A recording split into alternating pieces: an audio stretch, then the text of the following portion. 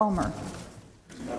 Penrod. Okay, go ahead, Mr. Johnston. Good evening. I'd like to start my remarks with just a brief rhetorical question. Many of you on the panel, many of you in the audience have been balancing budgets and delivering services to this county for many, many years. Has that been an easy juggling act? Is it easy to come up with the funds that we need to supply services? If your answer in your head is no to that rhetorical question, then we may need to re-examine how we're funding the operations. And I think I'm sitting in the no camp this evening because I moved to Charles County. Again, my name is Johnston. I moved here in the fall of 1992 to attend my second year of CSM. And notable also that year I received my first D in college in accounting. But I will say that I regrouped in the following spring and took it again and got an A. So in 2011, when I heard we were working on something called a merge scenario after many years of debate, I tuned out and said, this appears to be well in hand. And much like having to take the accounting course again, I think further study is now required. It does seem to me that there are great points on both sides. I tend to think that an absurd change to an environmental extremism might be beyond what we should do.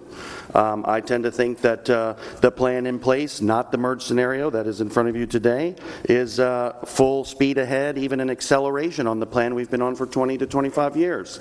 I think both of those are very, very foolish. The merge scenario seemed like a compromise effort. I won't pretend to say that I'm the judge and jury of what should be done, but what I would love to see is that this panel to vote to send this back to the Planning Commission and to bring one that's more indicative of a compromise, that we could vote 5-0 and approve it. I think it's clear to me that the forces that would like to see this plan move forward now have the votes to do so and have it within their power to push it through.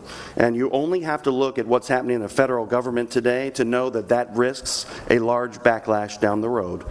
I think if Thank you, Mr. I think if we take a moment now, not necessarily to revert to some massive downzoning, but to maybe try to account for the expenses.